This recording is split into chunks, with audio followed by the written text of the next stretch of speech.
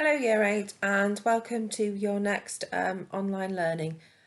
This is lesson 2 in the Year 8 topic about hormones and auxins, and today we're going to concentrate on the menstrual cycle. Now you did some basics on this in Year 7, so this should be a continuation from there.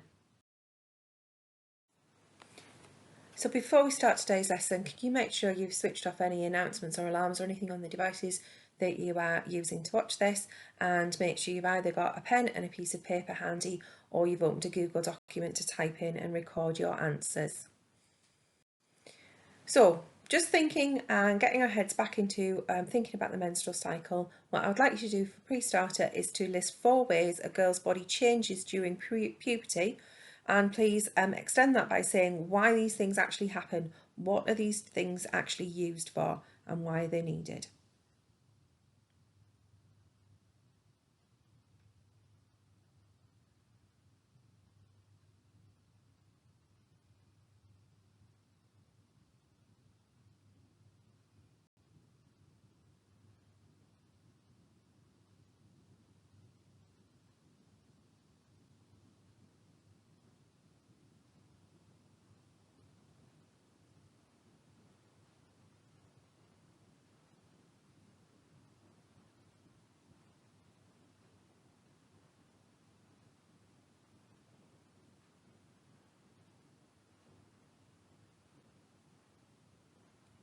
Okay, so hopefully we got some of these listed.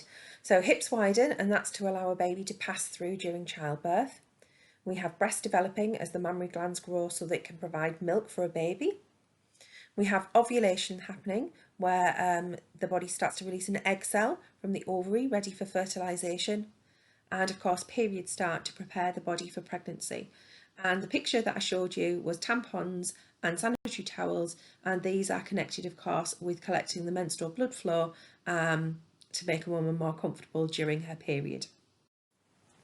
So this is where our lesson today fits into our learning journey. We looked at diabetes and the hormones involved in that, and now we're looking at the menstrual cycle. And so that's our topic for today, the menstrual cycle. And in terms of our aspiring challenge, today we're going to interpret some graphs to do with hormone levels during the menstrual cycle, and we're going to use that data to describe some events during the menstrual cycle as well. So this is looking back to what you did in Year 7, where we looked at some common hormones and where they were actually produced. So what I would like you to do is to match up those 5 common hormones and where they are produced. Some of them, there's some clues, some of them we looked at last lesson. So I'm going to give you just 1 minute to have a go at matching those up. So write down the names of the hormones, that's the things in blue, and next to them write the correct organ in which they're, correct gland in which they're made, which is the part in green. I'm just going to give you a minute.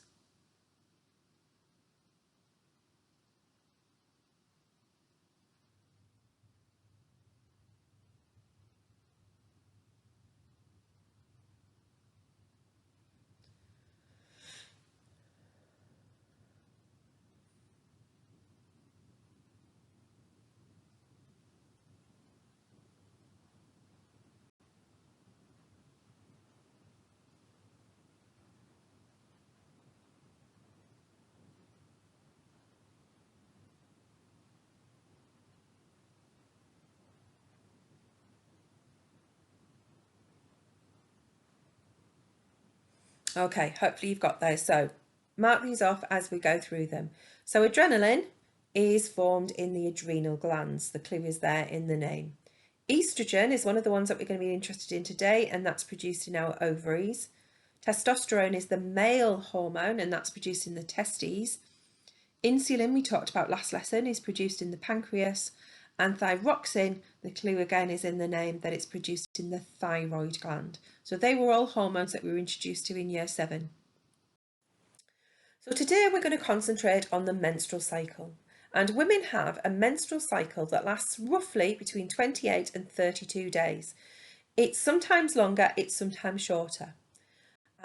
Each individual person is different, but that's the average length that they would actually last.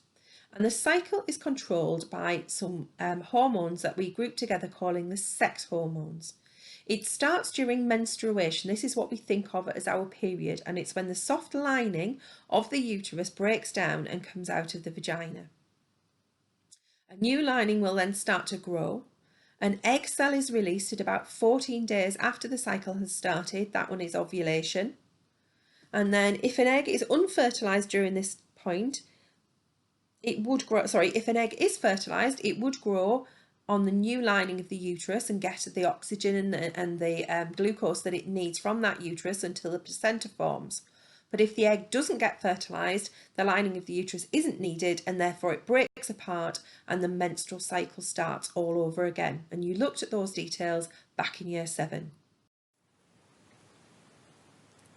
So the menstruation part is the technical term for getting your period, and it happens roughly once a month, roughly every 28 days.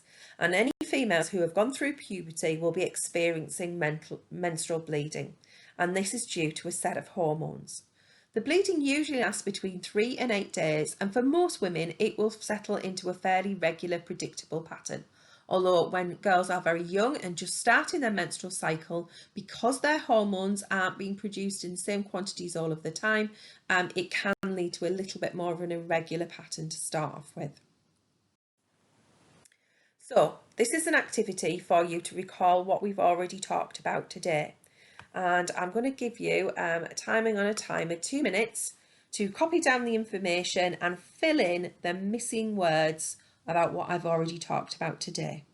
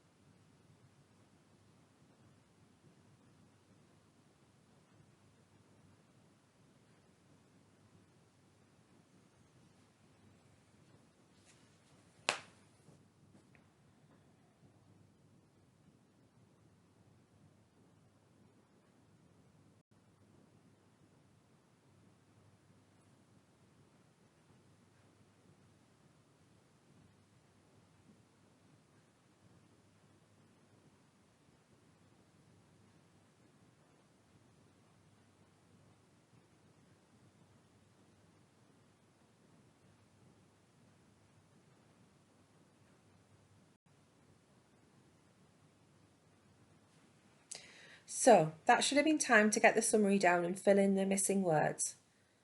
If you'd like to have a look,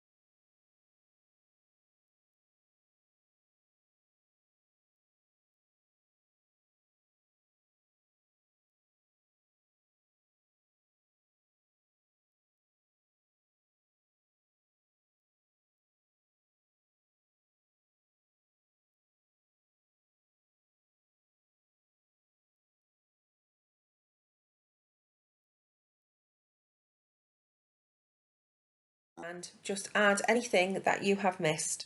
So menstruation is your period and happens at about once a month. It happens because the lining of the uterus has prepared itself for a possible pregnancy by becoming thicker and richer in blood vessels. If the pregnancy doesn't occur, this thickened lining is shed, accompanied by bleeding. And the bleeding usually lasts for 3 to 8 days, and for most women, menstruation happens in a fairly regular, predictable pattern.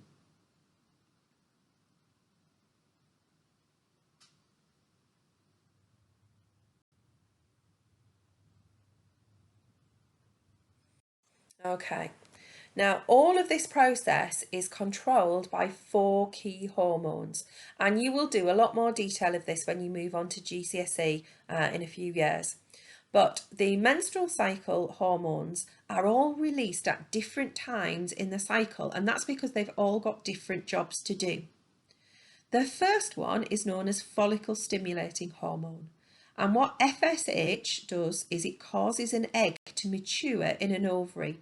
Every female is actually born with all of the eggs that she will ever need already in her ovaries. And once these hormones start to work, every month the follicle stimulating hormone will cause one of those eggs to mature in the ovary and be ready to be released. Follicle stimulating hormone also causes the ovaries to release another one of the hormones, estrogen. Then there's a second hormone, luteinizing hormone, and this one is released and causes the mature egg to be released from the ovary. So obviously the luteinizing hormone works after the FSH hormone has caused the egg to mature.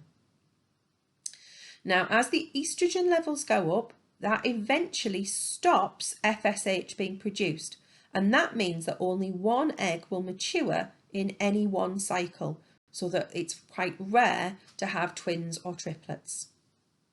And then the final hormone that you need to know about is one called progesterone, and this controls that build-up of the uterine wall that we've talked about, the lining of the uterus, and helps to make that ready just in case there's a fertilized egg to implant and start a pregnancy. So 4 hormones, all with slightly different jobs and all produced at different levels at different times in the menstrual cycle. So, can you match up which one of these hormones matches this job? And I'm going to give you 2 minutes to write those out. So pick a hormone and then next to it write the job that it actually does.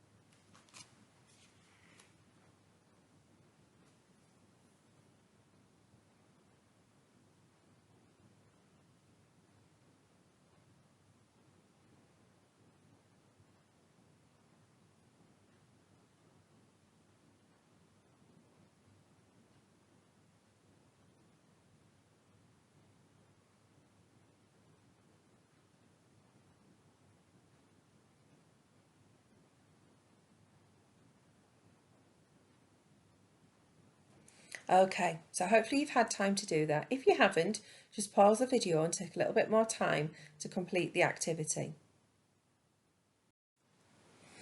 So for those of you who have, this is a way to self-assess, and you can amend anything that you haven't got right.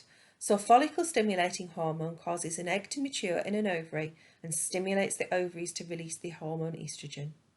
Luteinizing hormone causes the egg to mature, the mature egg to be released from the ovary. Estrogen stops FSH being produced so that only one egg matures in a cycle, and progesterone controls the build-up of the uterine lining and helps mature and maintain the uterine lining if there is a pregnancy. So check those and amend them, please.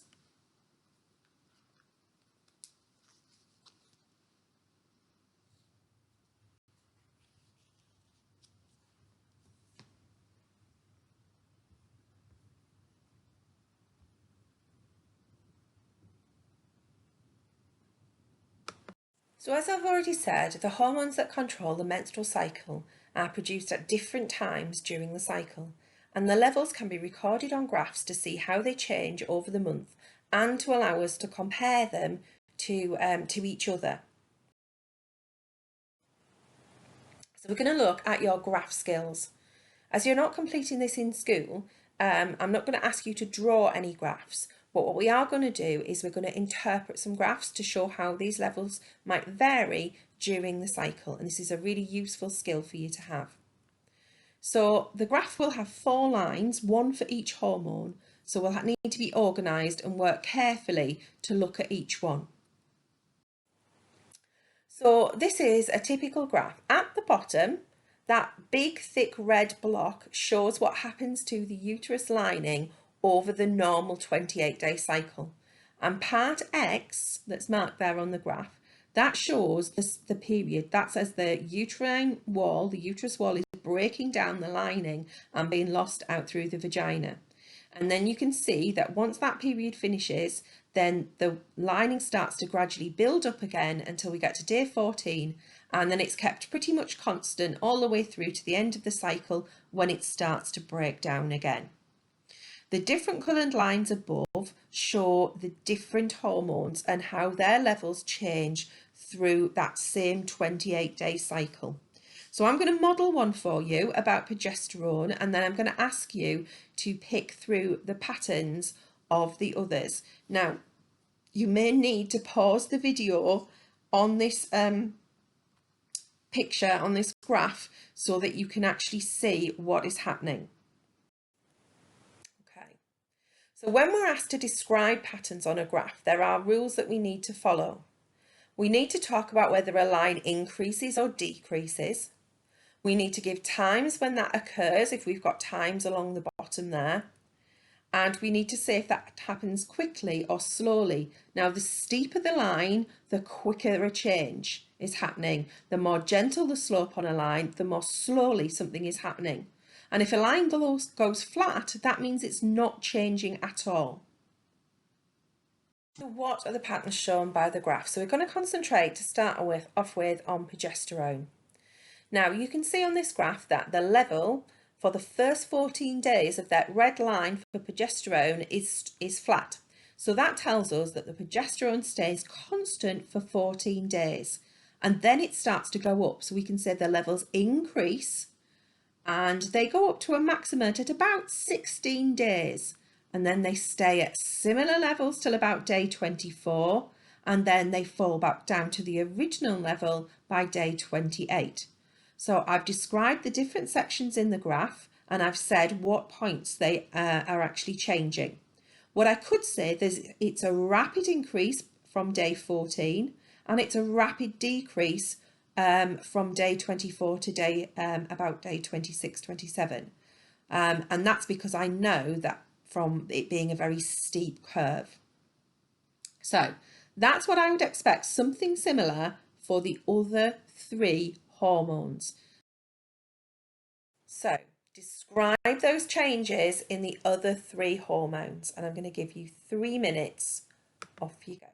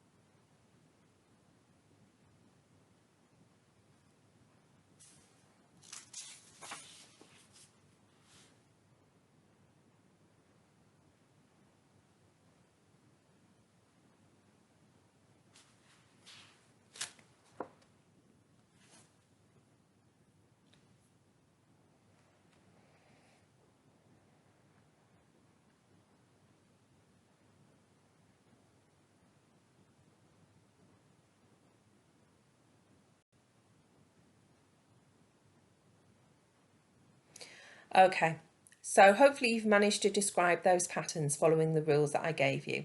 So let's have a look at what I would have expected you to have included.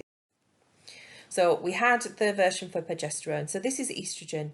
So estrogen rose to a maximum by about day 10, day 12, anywhere between 10 and 12 will do, and then falls rapidly back to its original levels by about day 17. Again, anywhere between day 16 and day 18 would be acceptable. With luteinizing hormone, LH, it stays at steady low levels till about day 12. And again, anywhere between about 10 and 12 will do. Then it increases rapidly, we know that because it's a steep curve, to a maximum on day 14. And then again falls quickly back to the original levels by about day 16. You're allowed a day either side on that one. And then finally, we've got follicle stimulating hormone, or FSH, and that rises steadily from day 0 to a peak at day 7. And then there's another smaller peak at day 14 when it rapidly returns to its original levels. Now, you could have said that it was a slow increase. That would also have got you marks in there instead of staying steadily. So have a look at those again. Look back at the graph if you're not quite sure where I've got my answers from. Okay, so this is our plenary activity. This is the last thing we're going to do about the menstrual cycle. And there are 15 simple questions here that need just a 1 or 2 word answer, or maybe a small phrase. And it just summarises everything that we have done and a few extra bits and pieces that you may or may not know the answers to, and you may have to look up. So what happens when LH and FSH levels peak? The lining of the uterus breaks down over how many days? Does the cycle take the same amount of time each month? Yes or no? And that's for an average person. What day does ovulation occur on? Estrogen levels peak on what day? How long does the menstrual cycle actually take? A female cannot get pregnant on her period. True or false?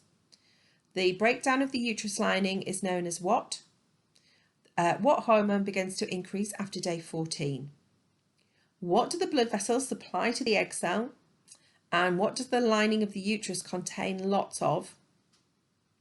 What is it called when the female no longer has a menstrual cycle? A decrease in estrogen levels at day 10 causes an increase in which 2 hormones? What happens if the egg cell has not been fertilised?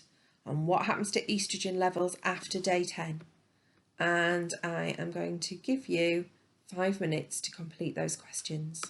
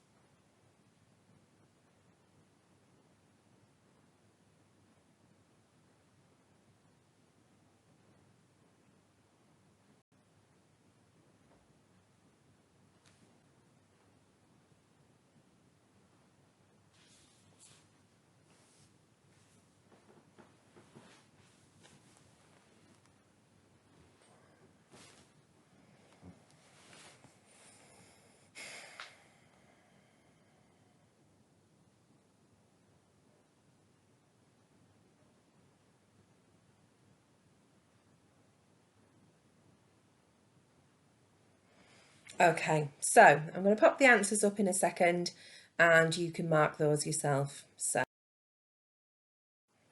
there we go, there's all of our answers. So ovulation occurs, 5, no, 14, 10, 28, false, a period, progesterone, glucose and oxygen, blood vessels, the menopause. That was one that you might have had to look up. That happens when women get to about sort of 50, 55 or older, and they gradually stop having periods. And it's because their hormone levels change at that point, because they're no longer going to have babies.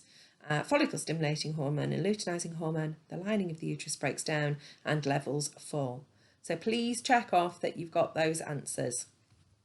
Now, the key learning points that you could add to your notes if you don't already have them in there is that when women have a menstrual cycle, it usually lasts 28 to 32 days and is controlled by the sex hormones. It starts with that menstruation, when the soft lining of the uterus breaks down and comes out of the vagina, and it's the technical term for your period.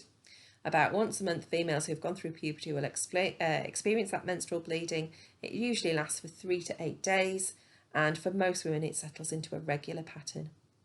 A new lining will then start to grow. An egg cell will be released at 14 days after the cycle, which is known as ovulation. And if an egg is fertilised, it will grow on the new lining of the uterus and get that oxygen and glucose that it needs until the placenta forms. But if it doesn't, the lining will break down again and the whole cycle starts over. If you need to add these to your notes, then just pause the video at this point. Now, if you're completing this from home, you will probably be set a Google quiz by your teacher to test your knowledge on this, and the quiz will be automatically marked and you'll be able to get the results of that. Okay, thank you for listening today, and I will see you in the next lesson in our Year 8 hormones topic. Thank you.